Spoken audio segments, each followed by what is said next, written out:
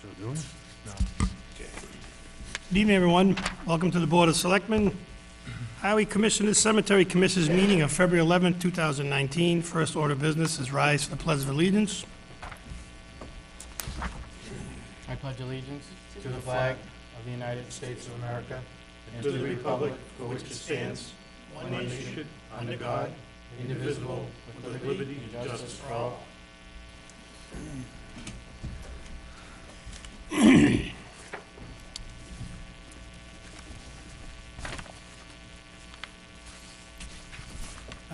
All four members present, town administrator is excused.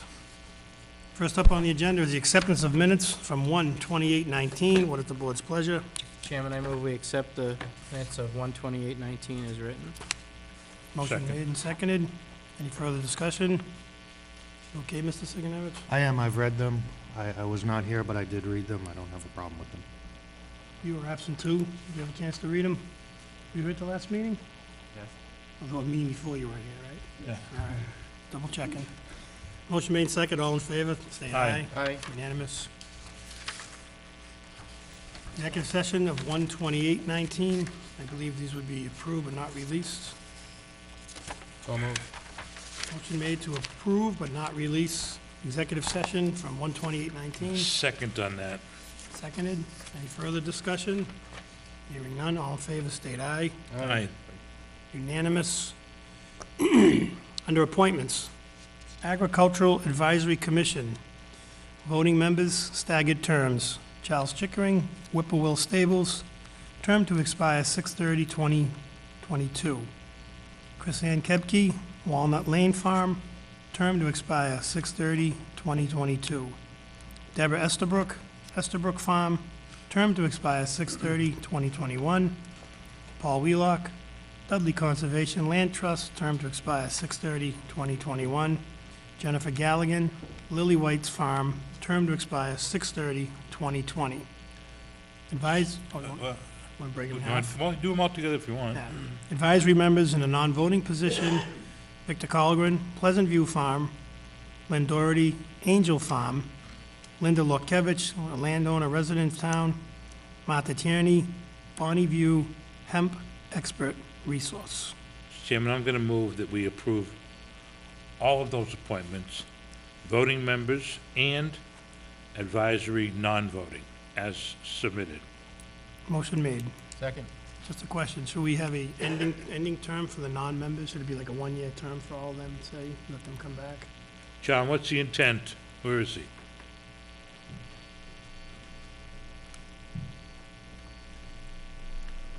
No terms on them? Yeah, I would recommend that there be no terms. The community continues to grow, and we continue to get new blood.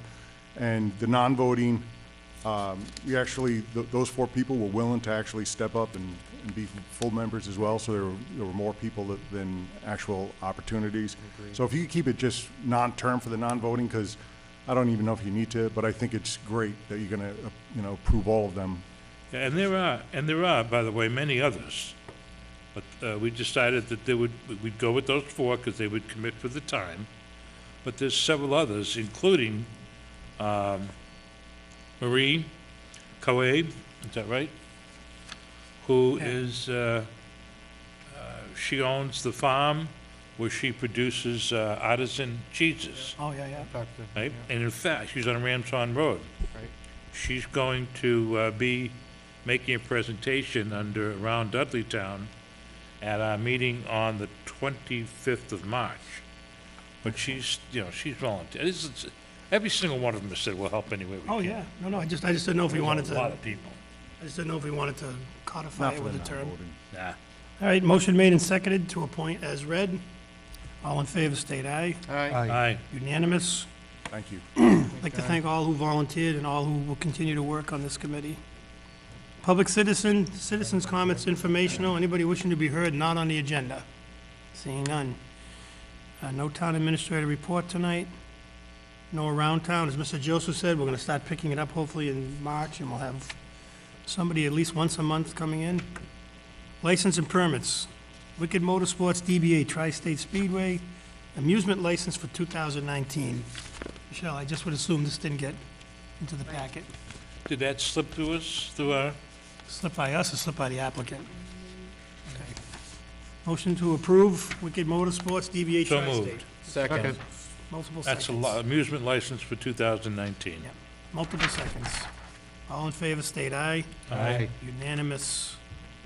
We have a public hearing scheduled for 6:45. It is not 6:45 yet, so we will hold off on that. Public business, SWCC IMA amendment, vote.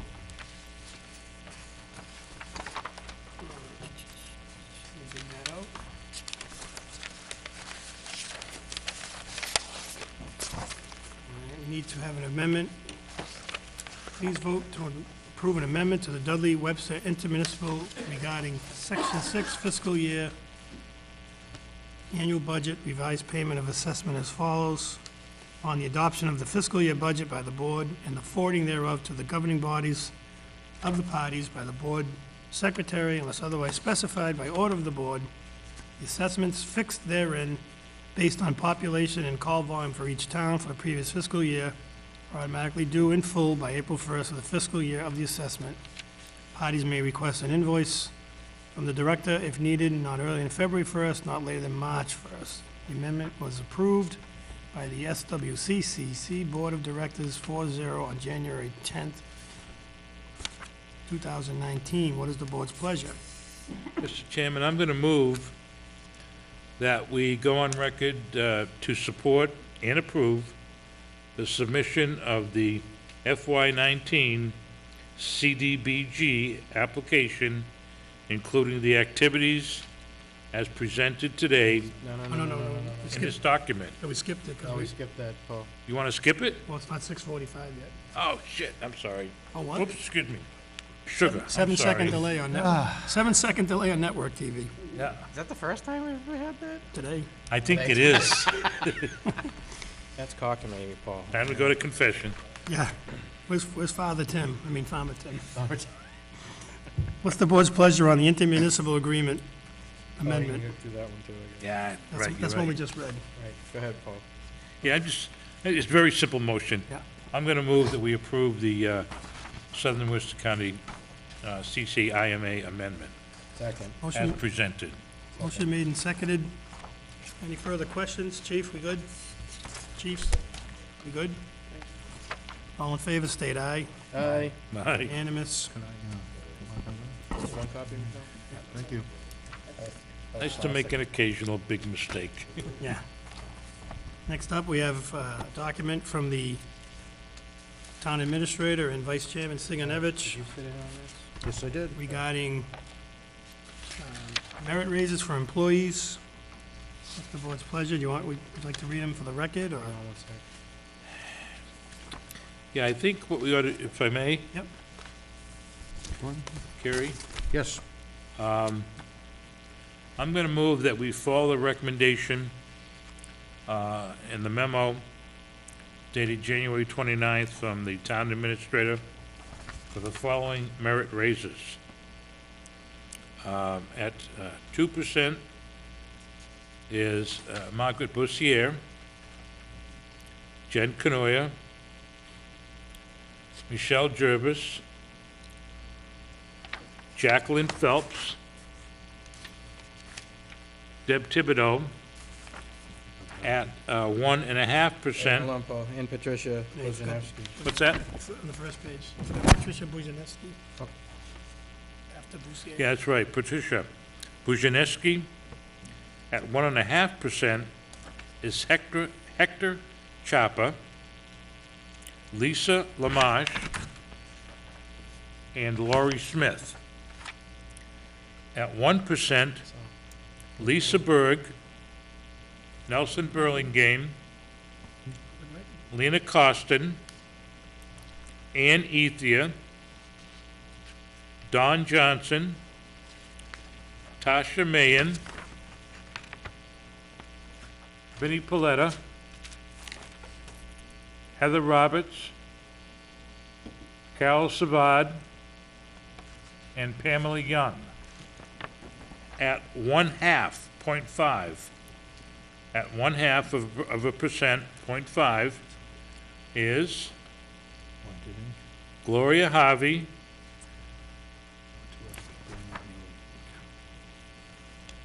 and Dennis Tremblay. Did we leave anybody out? Motion made motion to accept as read the merit recommendations. So moved. Mr. Gates, Second. second by Mr. Marcy. Any further questions or comments?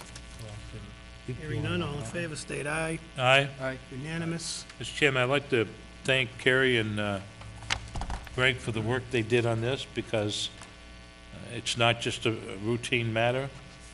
There's a lot of thought went into it before deciding how to go about doing this, and I want to thank them for that. Also, Well, Mr. Joseph, Mr. Fox was there as well.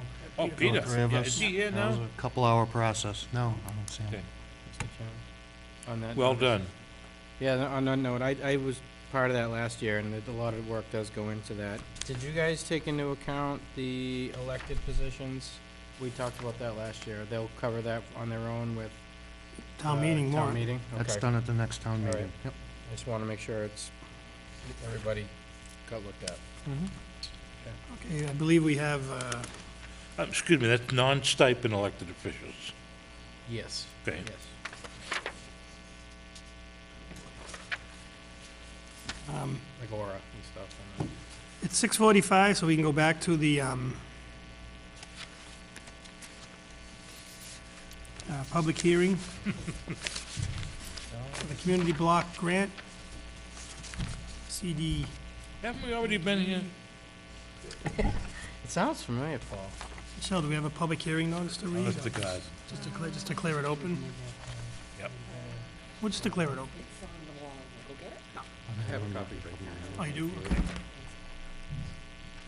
You wanted to clear it open with the time? Yeah, Advocated for less for some and more for others. thank you, sir. I can tell. The Dudley Board of Selectmen will conduct a public hearing on February 11, 2019, at 6:45 at the Dudley Municipal Complex, West Main Street, room 321A. Public is encouraged to attend. Development for the Mass Department of Housing and Community Development for up to $800,000 in community block grant funds. And I declare this meeting so open at 6:46. What's Sir? that? 6:46? Okay. Thank you. So my name is Andrew Lowe. I'm here from the Central Massachusetts Regional Planning Commission. For folks who don't know, CMRPC is the state-designated regional planning agency for 40 cities and towns in Worcester County. As was referenced, I'm here tonight to talk about the Town of Dudley's FY19 Community Development Block Grant application. And I should also mention that there's a handout and a sign-in sheet over by the agendas. Folks are interested in that. So what I'll do now is I'll present a summary of the CDBG program for those of you who aren't familiar with it, and a little bit about the projects that the town is looking to apply for this year. And then at the conclusion, I'll ask the board to vote to authorize submission of the application as presented tonight. So, excuse me. CDBG is a federal program from the U.S. Department of Housing and Urban Development, and it's really designed to serve primarily low to moderate income populations, or to eliminate what they used to call slums and blight. So bigger communities like Worcester, Springfield, they get this money directly from the federal government every year on a non-competitive basis. States also get this money from the federal government yearly, and in Massachusetts, the Mass Department of Housing and Community Development has elected to operate a competitive grant program for the vast majority of those communities that are not getting the money directly from the federal government. So each town is limited to applying for $800,000 per grant cycle, or for receiving up to $1.35 million in a 2-year period. So this is a competitive grant program. It has an 18-month performance period if awarded. The two projects that I've been working with town staff and doing some public outreach about are, well, and there are two of them. The first one is what we're calling the Jericho/Brandon Infrastructure Planning Project, and I know Greg discussed that with this board back in December as a potential project. So what that project would do would be to hire a civil engineer to go out and comprehensively inventory, evaluate, and prioritize improvements to the public works infrastructure. That means water, sewer, drainage, sidewalks, roads, et cetera. In a neighborhood on the eastern part of town, kind of in the eastern part of the urbanized area of town. So that's the Jericho neighborhood, just north of the Stevens Mill complex, passing through the Stevens Mill immediate vicinity, and then also serving the hill kind of behind the town hall over here. So Brandon Road, George Street, and a lot of the side streets in that area. So the intent there would be to inventory all the infrastructure in the area, do an assessment of the conditions, and then to make prioritize recommendations for future improvements to try to upgrade and update some of the infrastructure in that area, because that really is the oldest urbanized area in the town. So that's the first project. The second project would be to do an ADA self-evaluation and transition plan. That's Americans with Disabilities Act. So for that project, the town would hire a consultant to evaluate town policies, town procedures, town buildings, parks, pedestrian infrastructure with regard to handicap access, and to develop a plan for implementation of improvements to those items to get the town into fuller compliance with the Americans with Disabilities Act. So budget-wise, the infrastructure planning project is currently estimated at about $205,000. Again, we're still refining the last details of what the scope would be for that application, and we're working with an engineer to give us an estimate, final estimate for that, and likewise for the ADA plan. So that one is estimated at about $29,000, but again, it's not quite final. Grant administration would be another component here. So the Planning Commission would administer the grant on the town's behalf if the grant's awarded, and through the grant, we would be paid to administer it. So that's currently budgeted for about $39,000. So the total budget would be $73,000 and change. Project selection process. So Dudley has formed an ad hoc working group to develop this application and to help choose the projects for it. So that group has held 4 working group meetings and public meetings to discuss the application, different projects, which ones are eligible, which ones could compete well for the application. And we've also done some outreach. So I was in this room a few weeks ago with the planning board, where we did a presentation and discussion of what's called a community development strategy, which is an outreach tool that a lot of communities use for this program. And then we also did some publicity on the social media, the town's website, through some media coverage to try to get input from community members as well as town staff for that community development strategy. And again, I'm also here obviously tonight as a part of an advertised public hearing. So that's really the quick summary of what we've been working on. In terms of timing, the application is due to be submitted to DHCD on March the 8th. And generally, the last few years, they've been making announcements for this program in July. I'm not sure if the recent federal shutdown may push that back a bit or not going forward, but it'll most likely be over the summer that we'll find out about the results of the application. So I'm happy to take questions either from the board or from the audience. Questions or comments? Mr. Joseph? In the past, You beat me to it. prior to this town planner, the Board of Selectmen were told that Dudley did not qualify for community development block grants. How has that changed? Sure. Now, I've only been with the Planning Commission about 3 years. So I'm not sure what interaction there was before. But until about 2 years ago, Dudley was what they used to call a CDF2 category community, which meant that you were placed in a pool of something like 200 communities statewide that were all fighting for about 3 grants per year. So it's not that you didn't qualify previously, it's that it would have been a real long shot to apply. But 2 years ago, the state changed the way that they prioritize communities for this funding. So what they've done is they've created a point scheme, a 10-point scheme that ranks each community solely on the basis of the percentage of your residents who are low to moderate income. On that scheme, Dudley gets 7 points out of 10. And the way that works is for each project you apply for, if you were a 10 out of 10, you would lose no points. If you're a 1 out of 10, you lose 9 points. You being a 7 out of 10, you lose 3 points on each project you're applying for. Now, in the So past, we've crawled into qualification. well, yeah, again, you were qualified before, but you effectively had little chance. At this point, I think. You move the goalpost a little closer. Yeah. Yeah, you're not a shoo-in, you know, if you're a 10, that's a big advantage. But at a 7, you know, looking at the results from the past couple of years since they put this new scheme into place, 7s do pretty well on these applications. So I can't quote you a Okay. percentage of odds. It is competitive. It depends in part on what other communities are doing. But you know, you have a good chance. I've worked with several communities over the last 2 years that are at that 7 score that have been funded. Well, it wasn't the commission that told us we weren't qualified. It was a No. previous Planet. administrator. Yeah. Second question, if I may, just real quick. For quite a while, I've been harping on the fact, as we all have, in unison, that we rely too heavily on the residential property tax rate. And we do have a single tax rate. And our problem is that we're not on the highway. Webster's in our way, between us and the major highway. Yep. In addition, we don't have the infrastructure on our main drag, which is West Main Street to Quinnebog. But Southbridge had, I hope they still do, the ability to take on additional sewerage treatment.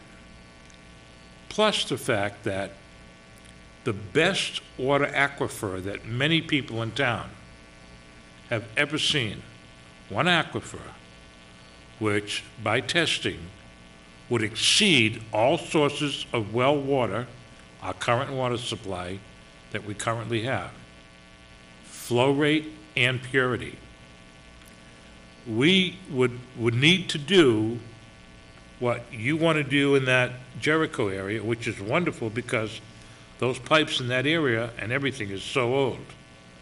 But we need to do a similar thing to go out West Main Street, ultimately get permission from Quinnebog to go through, run our tails up to Southbridge for sewer, and then hopefully not through eminent domain, but through a negotiation process, gain access to the aquifer in West Dudley. Now, if we do this now, how long would we likely have to wait to do that? Because if we did that and had the infrastructure, we could attract businesses to those roads, going out to Quinnebog and going up to Southbridge. But we can't do it because we can't provide the infrastructure for them. What are your thoughts? That is a big issue here in town and in a lot of your neighboring communities as well, is how to go about expanding your water and sewer system so that you can accommodate more growth. Unfortunately for this program, as I mentioned, this program is designed solely to serve, well, not solely, but primarily to serve areas that have this majority low to moderate income population. And looking at the census data for Dudley, it's really just there are 2 census block groups in town that meet that definition, and one is the neighborhood just to the south of West Absolutely. Main this way, Yep. and the other is up towards Jericho. Yep. So, you know, as Mike and George will testify, we spent a lot of time looking at that as we developed these projects to kind of figure out how we could maximize the town's benefit within the areas where we're constrained. Now, going forward, if we have a longer application cycle, there are other ways to investigate income levels of potential service areas through things like, you know, mailings and door-to-door follow-up. So if there are specific areas outside of those census block groups that we want to target going forward, we can investigate that.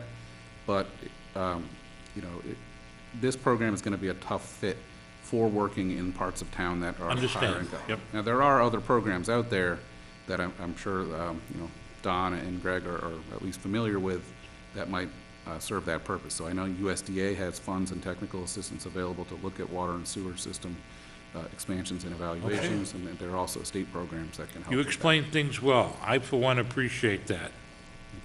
Really do. Mr. Massey? Thank you, Mr. Chairman. A couple things. One, I'm glad to hear that at least there's a different scoring mechanism worked. I wish Beacon Hill would do that with the education funding formula, Chapter 70, so, because we know that we don't fit there either, so. Number two, I have three, so that was one. Two is, what happens after this? So say we get picked, it goes forward, the study is done, what happens after that? Sure, and I should say, these projects were really designed as step one Right, for Dudley to right. participate in this program. So, with the infrastructure project, one of the outputs from that would be to have some conceptual design of at least 5 specific projects that you want to move forward. So, next steps for that would be to do detailed engineering design and, to put plans and specs together. And then subsequent to that could be actual construction of those projects. So again, they would be scaled to fit under this grant program or other available grant programs. Okay. And for the ADA plan, that's kind of a prerequisite or becoming a prerequisite for a number of grant programs. Plus, it opens the door for applying for funds through this program or others specifically for ADA. All right, so improvements. that's the second part of the second question is, how are these projects usually funded? Is it a separate application process? Is it, here Dudley, go to your voters and see if they want to fund something like this, or? It can be, really, especially when you're doing planning projects, you can use it for almost anything. So you can take it to town meeting to try to get the voters to approve something. You can use it for other grant applications, whether it's this program, state programs, federal programs. What this helps you do is to make your case going forward that, hey, we've done our due diligence, we've done our prioritization, this is what we really need. We have experts, an engineer, an architect, who are saying this is what we really need, and it's a good supporting document, really for implementing any of these issues as you go forward. So does that help our case? Like, say we had this done, does that help when they do the next round of selection process that you? Absolutely, yeah. The intention here is to, again, kind of to start at the beginning Okay, and take a stepwise approach. So, I've been working in this program for about 10 years now, and the state, when you plan for something, you'll likely be able to get design funding. Once you design something through this program, they're very inclined to fund construction of it.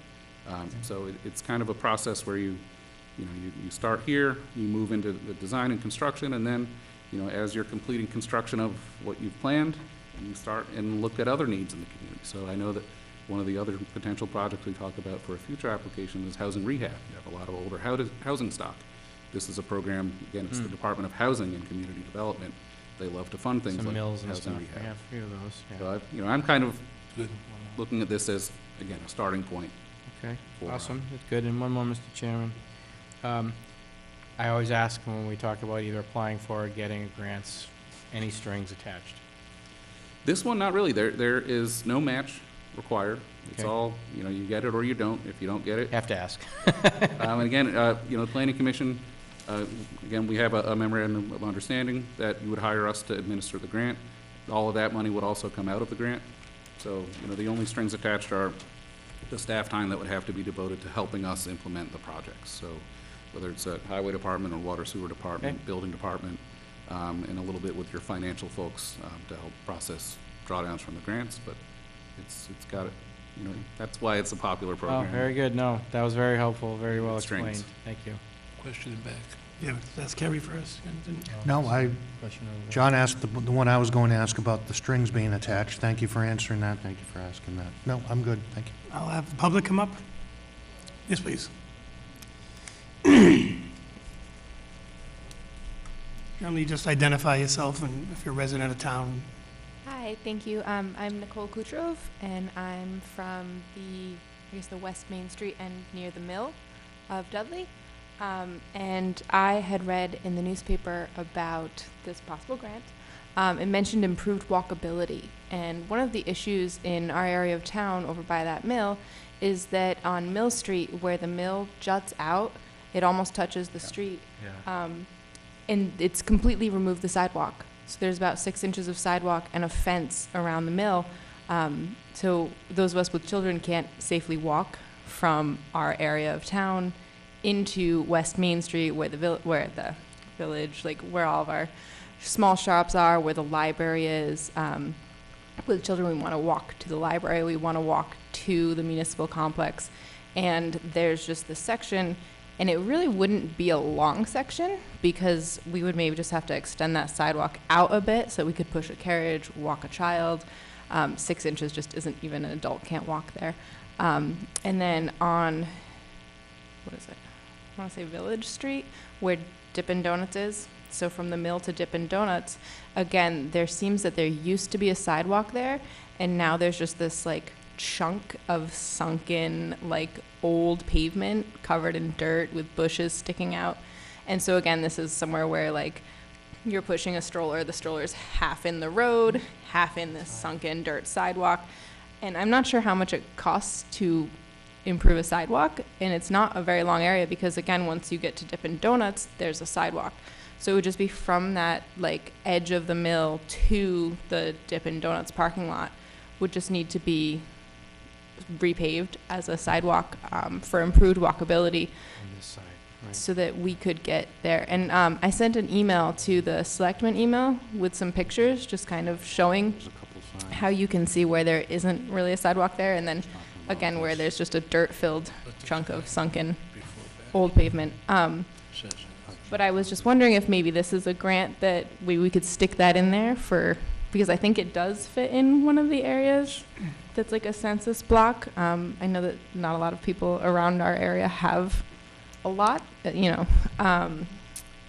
So yeah, that was just my thought on that. The answer to your first question, and I'm gonna try to go back into the time machine. When I was on the planning board, when they first talked about developing that mill, with the part you're talking about, I know very well, there was an issue, I think, to what we could actually do there by encroaching on the roadway. And then there was some work done on that other side where the dog kennel is. And we actually found out, I forget the amount, but the road through the years, it somehow kind of shifted because we had problems with parking on that side and how much land. So I know that maybe this gentleman can help us in the long term, but I know there was some short-term roadblocks because the original mill developer wanted to fix that curve. And there's a telephone pole almost immediately across in that parking lot. Yep. But I know there was an issue, there was a reason why it couldn't go out and back. Yeah, it's just rather Remember. dangerous, but I've looked and I'm like, okay, there's not a sidewalk on the other side. There's Right. also not really a lot of space. And then my question, I see George here, maybe he would know. You guys just did some sewer work over there, right, last year, a water line? Did the water line, put the new main in. We did the whole, Please, 'cause as you're coming up, my question's gonna be, is that road completely finished and paved? And I'll ask the superintendent, are we gonna go back and, something we're gonna Yeah, fix? there's another chair. Got three. Yeah, you can come up here too. the section she's describing, we had done the whole road from side to side, but we didn't actively put a new sidewalk in because we didn't have a sidewalk there to start. When we went to the mill, we went from the mill all the way to the end of Pine Street at Oxford Ave, is where we had a sidewalk totally redone Right. because of where we had Yep. dug up, and we had boulders the size of cars coming out of there. Right. So we had done all that whole area all the way down Mill Street back towards Dipton, but we stopped at the mill area. That other side of Millage Street was done with the road completely done, both sides, as we had done just for the services there. So, but we didn't have any active sidewalk really to fix or to do or anything that we had done there.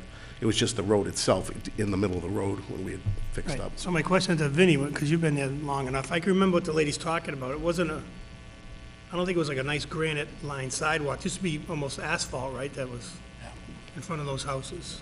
Yeah, that's definitely what's there now is just like kind of chunky asphalt. Where are we talking? From Dippin' Donuts to like O'Connor's and shit. Yeah, there was a remains of a sidewalk there. She's correct. Right, it wasn't like all granite, all nice, No. all done up. No, it's just kind of like blended into the road. But at the corner of the mill where you're talking about, the road width there was determined by the building that was taken down on the opposite side of the road to where she's talking. But the only other problem is that's the waterway from High Pond, Low Pond. The water goes underneath there. And right where that wall is gonna prevent you from kicking the road over to get Right, a wider sidewalk. Here's a picture. yeah. You can pass the picture. Is this something you could address through the grant that we're looking at? Yeah, so this is, one of the constraints of CDBG is that you normally can't work on a commercial or really a mixed-use area. It's primarily designed for residential areas. But ADA is one of the exceptions to that. So once you have an ADA plan in place, if you have a project anywhere in town that is serving an ADA-related goal, so that could be a sidewalk improvement project, then you can try to get it funded through this program.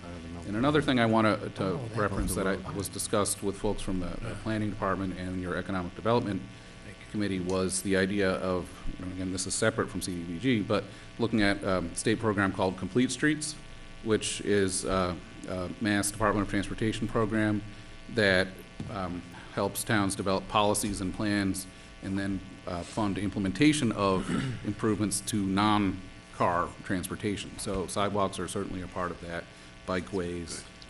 So that's absolutely something I think you should pursue as well. So I'm going to have John Breyer come up, but I want to ask you a question while he's coming up. You said something about they don't like to get involved in like commercial districts. Now, we made that one of our so-called mill conversion overlay districts, and the underlying use over there was industrial, obviously. But if you take, at each end of the road, there's a small business, obviously.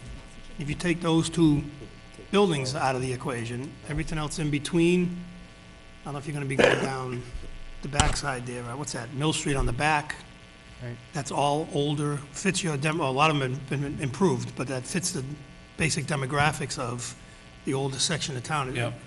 Is that technically not part of Jericho? Because, We kind of gerrymandered the project area we're looking at for the infrastructure plan to fit the areas that are eligible under this grant program. As well, we couldn't serve the entire eligible area just for cost reasons. We didn't want to apply for something that was so much larger than they're used to seeing as a planning project that they wouldn't fund it.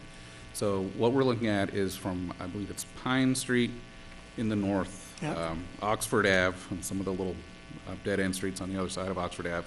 It goes down through Ardlock Place, not the Ardlock Place extension that goes out by the pond, but the part right next to the Mill Street, Village Street, and it gets very narrow. And then it comes across West Main, and it covers essentially everything south of West Main and west of Schofield, I think out to Progress or Prospect Up over the Ave. But we're not looking at the infrastructure in West Main or Schofield, because again, they're really primarily commercial or largely commercial streets. So it's all the side streets within that area. the first half of your answer kind of fits what this lady's asking, because you said you looked at Adlock, Mill, Mill Street is one of the streets we're looking at. which would come all the way down past that bump that she's talking about. Yeah. And again, this is a planning study, so we wouldn't actually be building anything No. through this. Yet, I have that photo. That may actually be in the grant application as well. So Oh, good. a Mr. photo Brown. or a similar one. Maybe I can put things in perspective. So as part of the 5-year economic development plan, right, water and sewer first was the number one issue. So with the CBDG grant, right, it's income oriented, those neighborhoods. And it just so happens that the area that we're looking at is some of the oldest infrastructure, 100-year-old pipes. And so we were talking with Don Johnson, so, okay, let's pursue this, right? It's the old aging infrastructure. Let's see exactly what we're looking at. And this is what the grant is the planning for that. And then hopefully, part 2 will be, once the plan is there and we know what we're looking at, is to have the state and possibly federal government step up and actually provide the funding to redo that infrastructure in those neighborhoods, because it will qualify under the state and federal guidelines for income and not cost the Dudley taxpayer and the users on the system any monies. The ADA portion of this is exactly in conjunction with Complete Streets, because when we're looking at, we have an issue with our sidewalks throughout the entire town. And specifically, if you could look from Park and Shop Plaza all the way to the Webster line, those sidewalks have deteriorated. And the Complete Streets program allows us to, once we have an ADA report, all right, we can then go to part 2 and actually use that ADA report for the Complete Streets program to get, what is it, $400,000, $500,000? I think it's capped at 400. Yeah, no strings attached. To redo, our initial goal was to replace the sidewalks, and, I mean, I've pulled over a couple of times, and there are people in wheelchairs who get stuck. They're rough. It's in bad shape. They've called it an obstacle course. It absolutely is. And so that was the priority, to get that fixed. The part that you're talking about, I live right on Flaxfield. I know it. I'm always slowing down so that I don't hit you and your baby. But I think the solution could be there. The developer who's looking at redeveloping that mill is concluding their economic feasibility study now, and all indications are it's very positive. I think if they move forward with it, that's the opportunity to get that fixed. Because if you're talking about, 100, loft apartments and millennial-type apartments and increased foot traffic, that's going to be one of the safety things that the mill owner is going to have to figure out. And they have the design and engineering people where maybe they can do something with the structure itself. I mean, technologies have advanced where they can at least maybe widen it from the mill side or do something creative can't. there. The corner down, it's all Yeah. solid block. Yeah, but you're gonna have to drill down with that, John, when they start getting into it. 'Cause I remember, were you on the board when Levin was the first guy that proposed? No, There was an issue, there was something that he could not, or the town could not shift it, because you lose so much space. Like Vinnie said, you only go a little bit further up where that wall is. you know, You couldn't narrow out that, there's a pole, I know poles can be moved. There was a pole on the other side. There was something, I can't remember exactly, that prevented him from coming out 4 feet from a sidewalk, then coming back. I forget what, maybe, It is that wall. yeah. Yeah. Maybe times have changed, like you said. Maybe we can figure something out where we, I don't know, I don't want to say anything on TV. See what that's you not started? true. See what you started? Good positive So- discussion. Glad I Girl, great job. Somebody came, right, to the same thing. but it would make perfect sense that as we're improving that good. whole sidewalk there, right to Dippin', to go all the way up, because you have kids that walk to school that route as well. And so to redo that sidewalk from And they Dippin' walk at in the least to street. the mill Yep. building makes natural sense as well. And then you just, how do you get around that little corner? Yeah, there's something, you gotta dig down on Narrow that. that road some. Well, and there's that big fence. So if it were just the corner, it would be one thing too, but it's not just the corner. It's like that tiny corner is fenced off for like Yeah. 12 feet. You're like, why is this fence here? And maybe the solution is to actually, instead of going on the right side of the road, to do something on the left side, all the way up. I'm gonna leave that, Put the as I catwalk hope back. you will, to the study. John, Yeah, exactly. John, put the old catwalk back, put stairs on both sides. God. Used to be a catwalk that went across that road to the old building. Be like Belmont Street in Worcester. Well, like Patriots Place when Bob Kraft wanted to go across Route 1. It's really important to note that it's when citizens come forward with sincere, well-stated problems, observations, and goals that progress is made. So I want to thank you for doing that, not being patronizing. Thank you for doing that, and urge others who saw what you did tonight to emulate what you did, because that makes things get done in a better manner. Thank you. And I'm gonna take it one Listening. step further. I don't know how busy you are in your life. I didn't want to push it. Under project selection process, they're looking for an ad hoc committee, right? Did you want some committee of citizens? Is something in there about, Sure, yeah, not having a grant in hand, it hasn't been No, but urgent after- to choose after. anyone, but yes, I think, If you it know, works. we'd certainly like some town staff to be involved, but I think there's absolutely room for residents, especially in the project areas, to but let me warn you, that's how they suck you in. I was gonna say, you still have to, you came Volunteer. down? Yep. Next thing you know, you're like John, 20 years later, you're still volunteering. Thank you. Any further questions for the applicant? Thank Thank you you. for coming forward. I think that's how I get. Anything else from the board? Years ago. Mr. Bowles, what do you think? You live in that neighborhood. I do. He lives right there. Yeah, Bailey, oh, yeah. Right. Yeah, I saw you nodding over there. that's why you guys put the big fence in the big backyard, right? Yes, You couldn't play out front. So Hearing that- no further questions, I'm sorry. Oh, I'm sorry, I just wanted to remind the board that I was requesting a motion Yeah, to, I gotta close out Can't the do hearing. it during the hearing. Close out the public hearing. Any further questions for the presenter? Hearing none.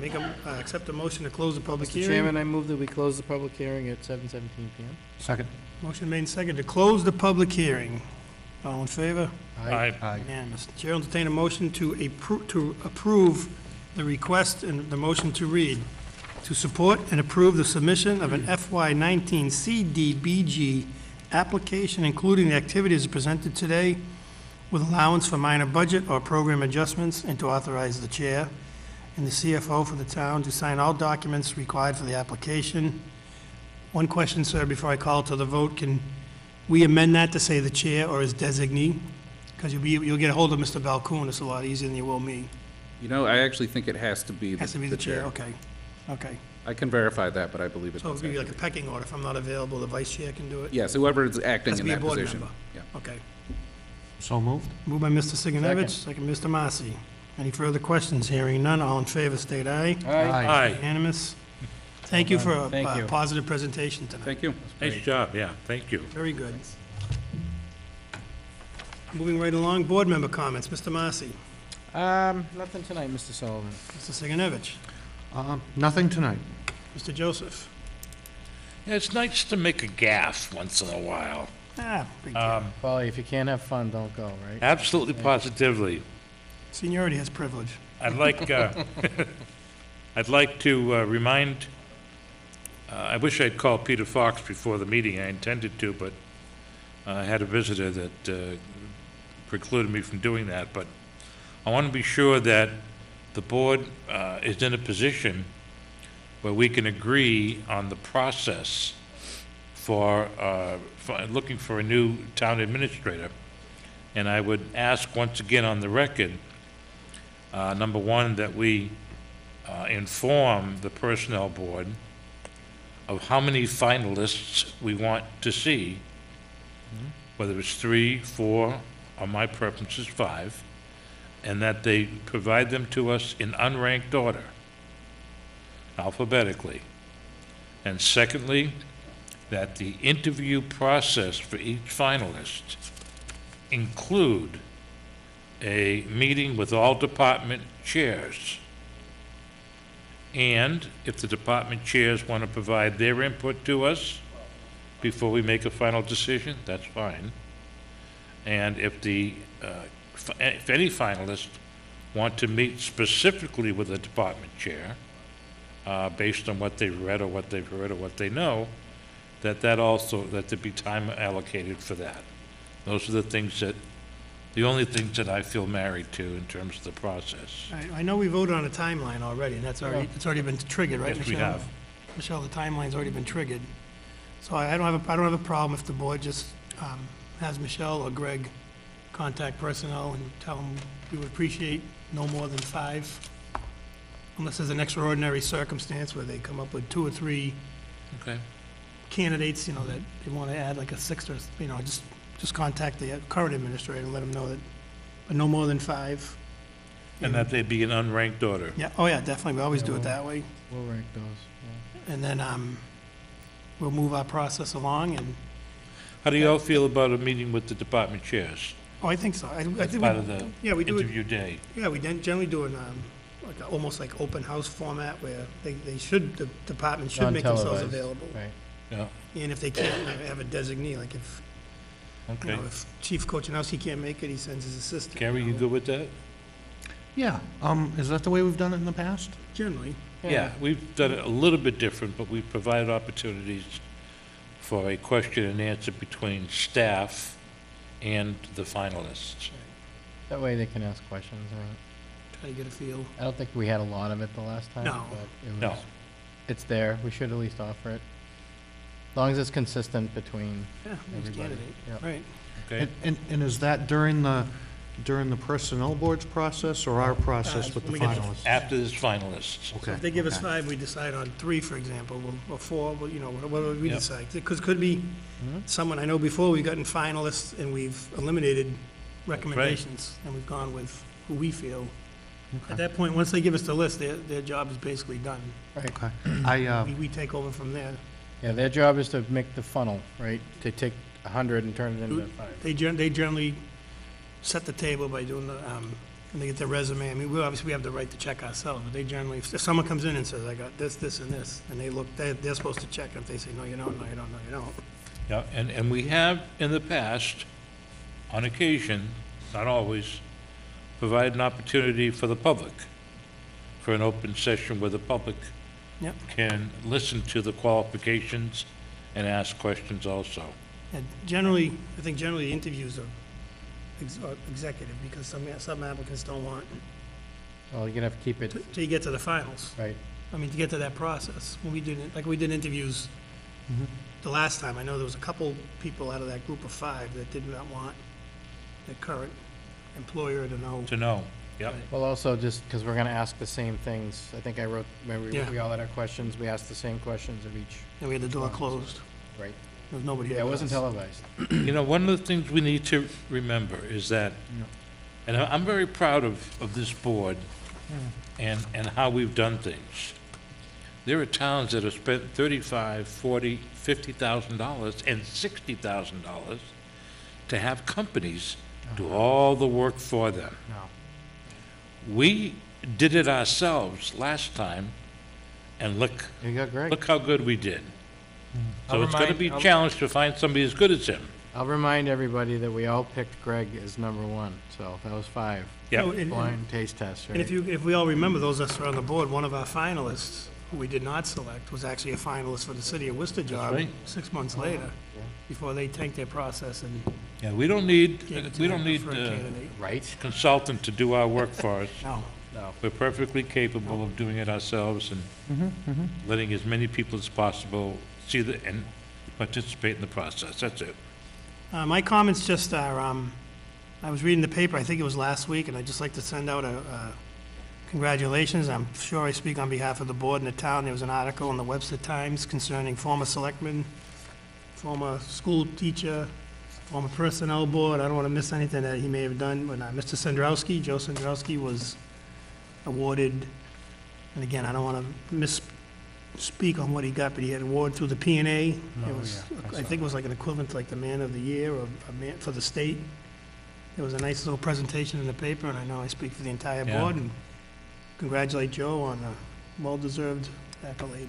And remember that we were in this building because of Joe Sandrowski selling us on the concept of doing this building rather than building one at the old location.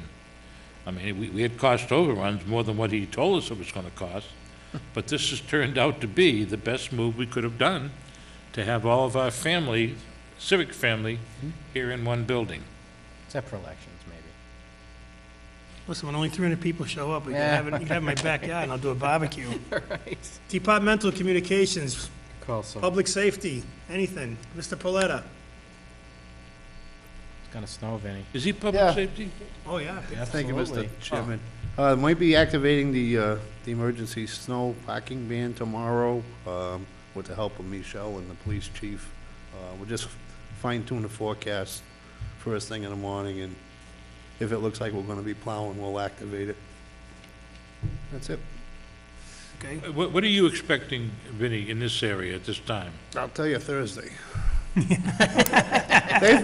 weathermen have been way off. I mean, they're saying 1 to 3, and we get 5 to 6, and, you know, so, I heard 2 to 4, but then I heard 4 to 6 on the way here. yeah, and it might be 1 to 3 tomorrow morning. Then rain. But if we anticipate plowing, we'll activate the parking ban, and if it's just gonna be a sand job, no. Okay. Thanks, Vince.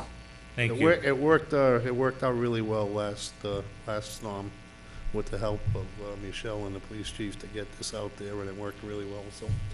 Well, I'd let's like to hope the ice, thank the residents for moving their cars. let's hope the ice accumulation, if any, is minimal. Yeah. Thanks, Vinny. Good luck this week. Mr. Chairman, I just got a text recently, the students will be dismissed tomorrow following the early release schedule. I was gonna let Bailey do that. I'm sure he already knew. Oh, sorry, stole your thunder. Just just cut half his report out. Anybody else? Chief. Chief Wayner.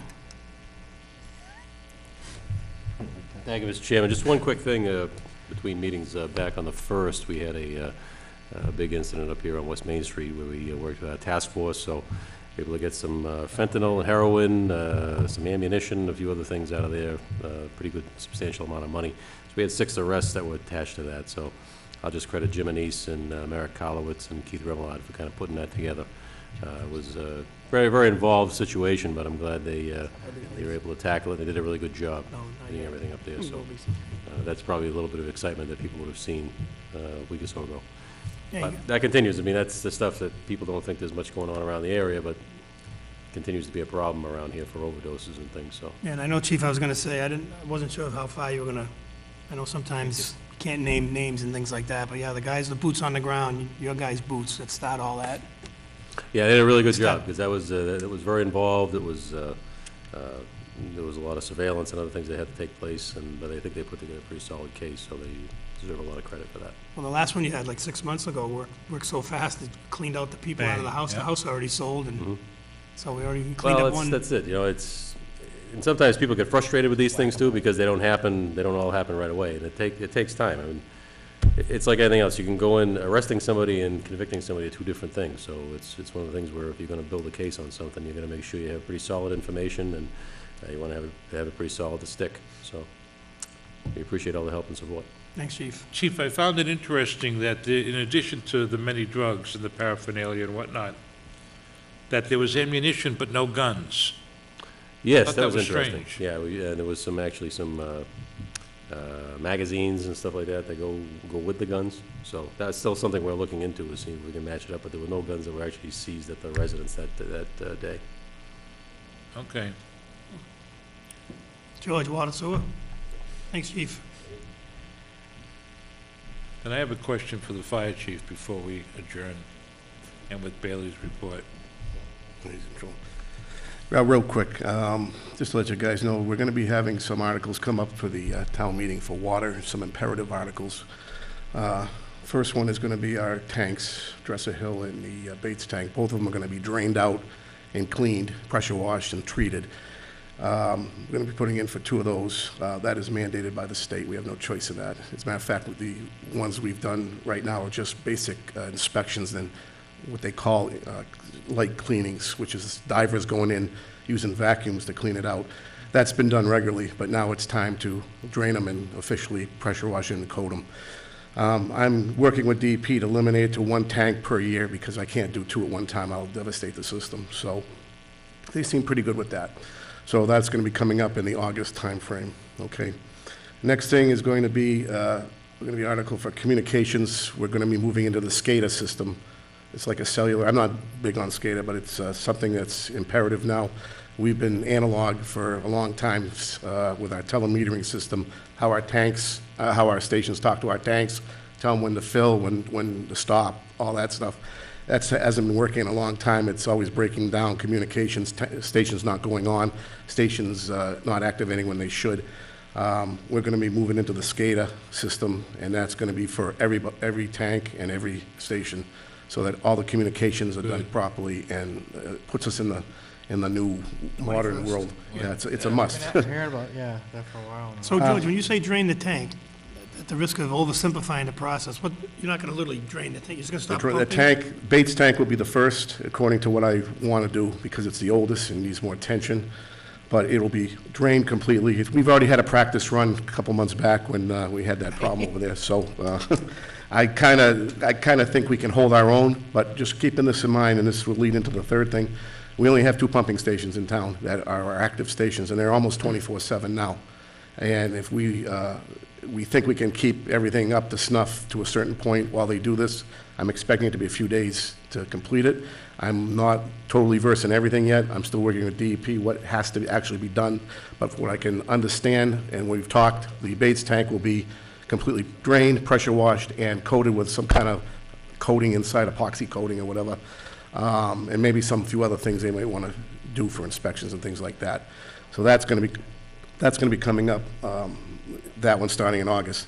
The big one is going to be our station number 3 well. I explained to the board months ago that we had a well collapse back in 2014, and we had it re-sleeved, which was a temporary fix, and we know that. It gave us a couple of years. We just had it revamped again this last month, where they put a whole new shaft in and had to rebuild the whole pump because the whole assembly is off square, and it's causing damage because of the shaft being off square.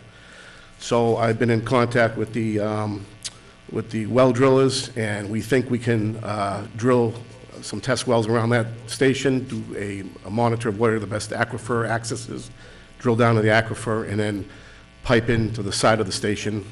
We'll probably do the excavating work with ourselves and tie into the station that way and save a lot of money. It's still an expensive venture, but it has to be done. There's no ifs, ands, or buts now. If that well fails in any way, we have big problems. And that well is our strongest well.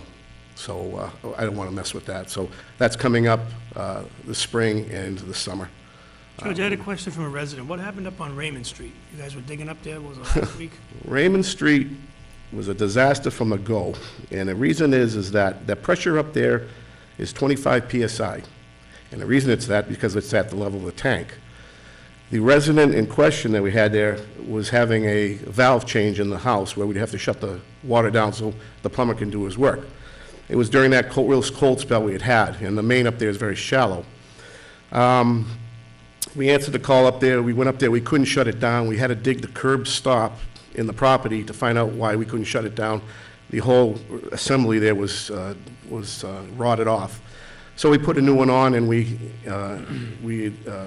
readied for the plumber to come back. He came back over the weekend.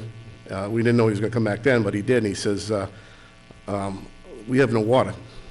And I says, what do you mean you have no water? He says, we have water. Well, we just don't have no water at that particular time. I went up there, and I noticed just a dribble coming out of his faucet. I says, I tried to tie him into the house next door. There's just no doing with the pressure up there. They do have booster pumps and reservoir tanks, which means that water goes into these reservoir tanks and are held. They can use that water for supply for a length of period of time. And it works for them up there. There's only 2 real houses there that are in that general area at the end of that main. Well, the problem came to be is that we had to go back up there. And we were grateful we had the sewer help to give us a hand. We had to go back to the main, find the main, go back to the main, and find out what was going on. I got back to the corporation, and I found it plugged, so I sent a bar through it to break whatever it was apart. I started getting a rush of water, but all of a sudden the water died down. So we said, it was getting late in the daytime. We got there, so we had to button it up and go back there the next day. And my decision was to cut that section of main out to find out what's going on. It's just not understanding why there's no water at all.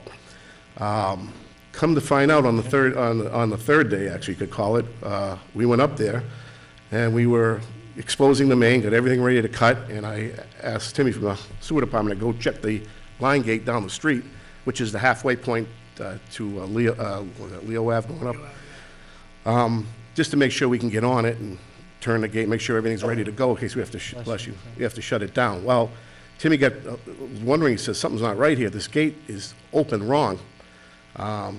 And for some reason, it looked to us like that gate was a left-handed on and right-handed off, which is wrong. It's opposite to all other gates are. Make a long story short, he had turned the gate on, got some pressure back, didn't have to cut the main out, and had figured that because all this time that the water has just been trickling down there, these reservoir tanks have been sort of making up the difference.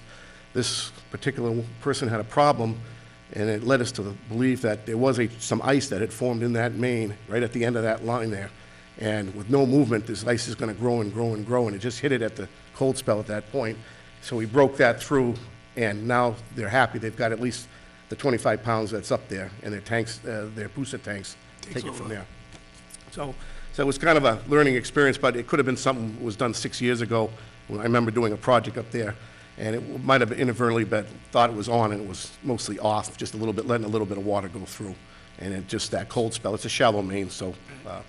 The other thing is the sewer department's going to be getting a new camera soon. We're purchasing that, and we're also going to be putting a new generator at the Lakeview Ave station, sewer station, which we have money for that to get that process going too. So that's a primary pumping station there. That's a master station. So that takes everything from all that Lakeview Ave and brings it in there. So that's imperative to get it back up going.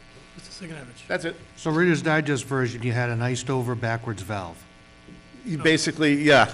That's all. Yeah, you don't commonly see it too much. There's only a couple that we know of in town, but for that reason, it is what it is. If it was a high-pressure area, it would have been caught right away, but not in that low-pressure area. It just... I just want to make sure the people at home understood, that's all.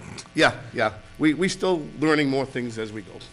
Thanks, Thank you. Mr. Joseph, you have a question for the fire and EMS? Chief, can you just give us a quick update on the progress of the fire station? Are we ahead? Are we behind overall, specifically? How's it going? Right now, we're pretty much on schedule for a projected end date. I think it was August 12th. They moved it forward. They got an extension because of the dirty soil back a couple months ago, and there was a couple of other things, but I think they're caught back up right now. They're kind of a little behind on the roof. You know, the roof section on the back, because it's got to be over 40 degrees and it can't be raining for that glue to set. So, but they've been working on rough plumbing, electricity. They put in 2 new poles last week, and they're putting the transformer pad in for the electricity to the facility.